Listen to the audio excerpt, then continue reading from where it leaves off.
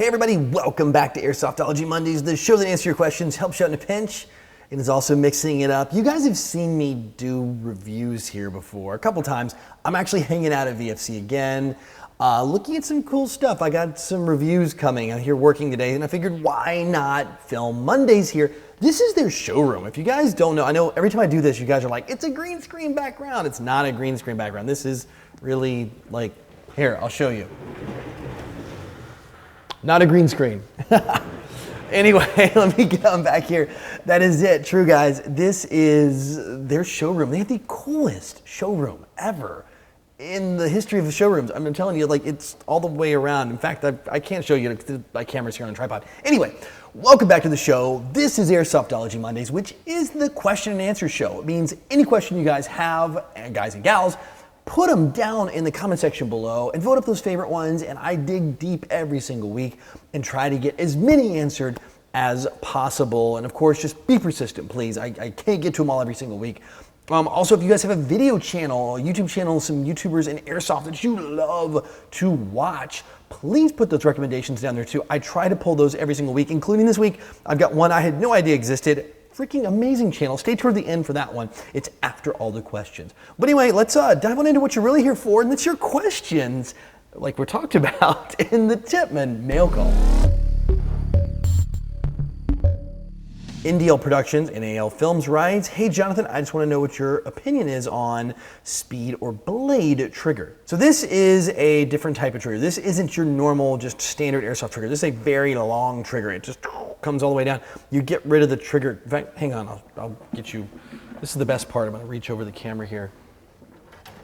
It's the best part about being in the showroom. Everything's just sitting right. There's like guns behind the camera. Anyway, it's like this part here. This trigger guard right here, just bloop, imagine it gone, and imagine this little trigger like that long, like that freaking long, like just, and that way you can, you know, do that or whatever the paintball kids do. That is what a speed trigger is. Let me set that down. Hopefully don't break anything, put it in the corner. That's a speed or blade trigger. You see guys, so they can, you know, double tap or take advantage of the semi-auto rule. I will tell you right now, I love speedsoft, I love milsim, I love skirmish games, I love all flavors of airsoft. But I will tell you guys this, I think a speed or blade trigger is a very bad idea.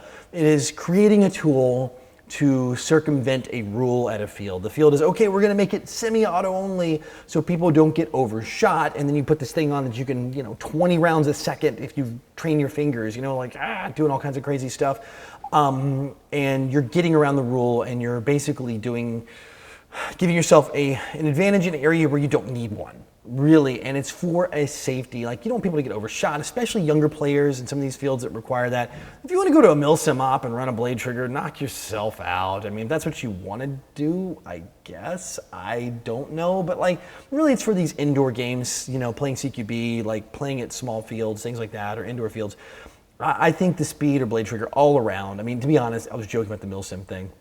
For me, it is a bad idea. I will not run one. If I owned a field, I sure as heck wouldn't allow them on my field. That's just my personal opinion. That could be harsh. You guys could run them. You'd be like sitting in front of your phone right now saying, Jonathan, you're stupid. How can you have this opinion? And please tell me. I want to hear it if you think differently. But I just think the blade or speed trigger is specifically designed to bypass the rules of semi-auto and a round per second cap. I mean, I've seen guys like get up to 30 on these things, 30 rounds a second. That's pretty darn fast.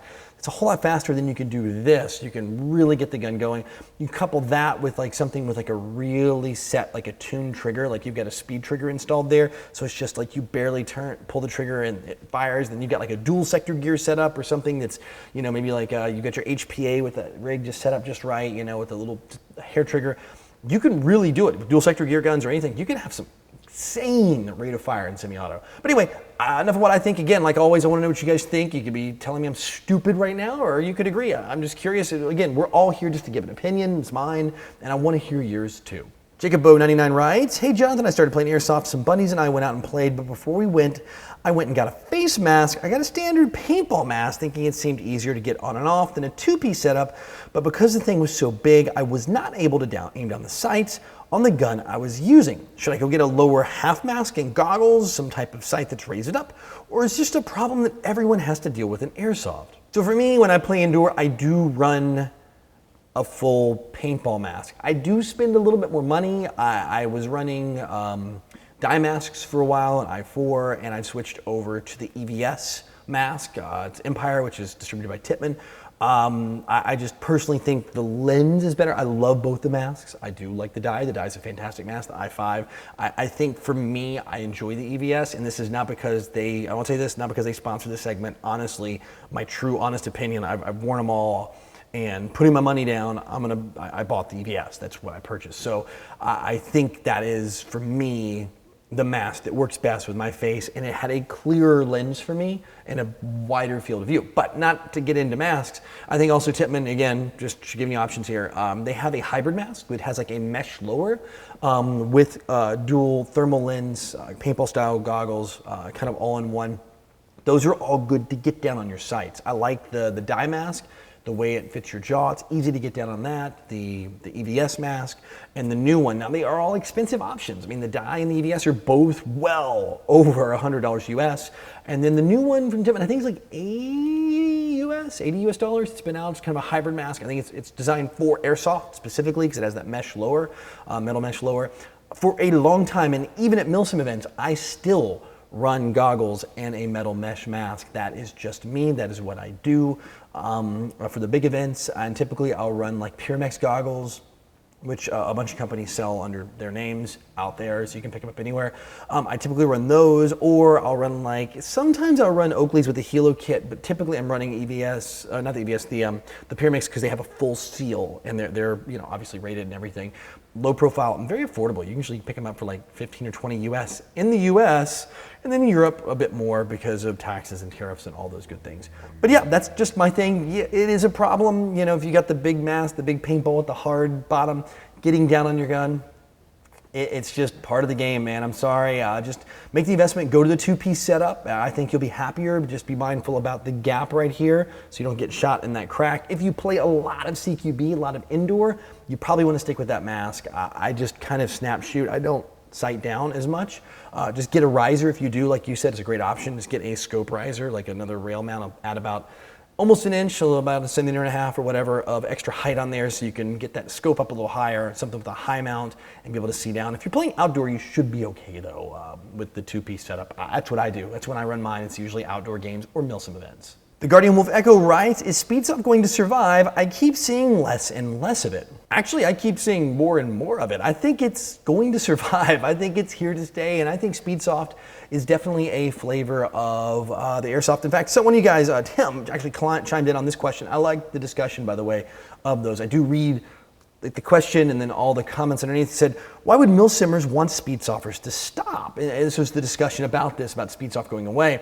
It's like a rally driver bullying an F1 driver to stop. It's both racing, but completely different things. If you guys don't know, rally racing is kind of like off-road, and then like F1 is Formula One, it's on the streets. I enjoy watching both types of racing, and they're very different styles.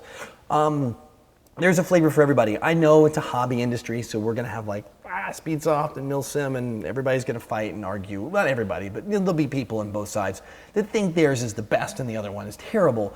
But I think speedsoft is absolutely here to stay. If you go to any indoor field across the US, or most of them, you're gonna see a very healthy speedsoft community. To be honest, it's an effective way to play. Very effective way to play indoors versus outdoors. It's just not as effective unless you have a small field outdoors, and I do think so.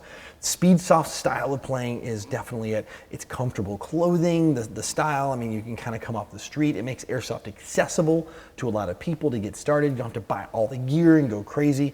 I think it's here. I think it's a great way to get people into the hobby, and if that's what you love, do it. Don't let anybody tell you that's the wrong or right way to play airsoft. Milsim isn't right. Speedsoft isn't. I mean, there's no right or wrong at all. And I hate to say it, can't we all just get along? I mean, really, it kind of comes down to that. Can't we all really just say, hey, we're all playing airsoft and having a good time? If that's the way you want to play, do it. If that's the way you want to play, do it. But as for it going away, no, I think it is growing in popularity. And I think over the next few years, we're going to see more and more and more of that. become prevalent in the airsoft industry. Will it take over? No, I think there's going to be skirmishes, there's going to be milsim, and there's going to be speedsoft, and we're always going to have all three. Hey guys, that's it for questions this week, which means it is time for the Code Red Headsets video recommendation of the week. And this one is another shameless self-promotion. This one comes from PainX, and I saw the name, I was like, wonder what this channel is going to be about. I clicked it, I was pleasantly surprised. This guy, he's got almost 5,000 followers, so he's got a good, solid channel. You know, he's definitely got some numbers there.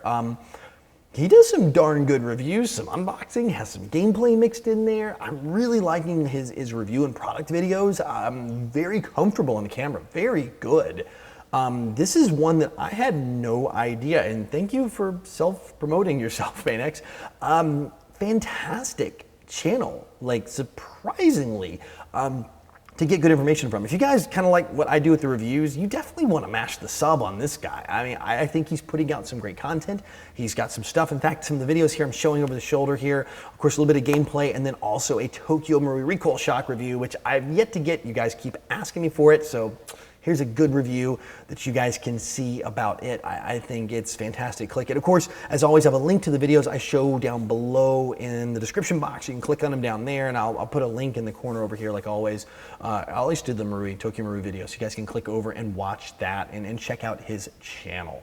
Well, that's it. Thank you as always for hanging out. Thank you for joining VFC showroom for me, and it kind of looks like I got this crazy like halo thing going. I just realized that. It's like kind of...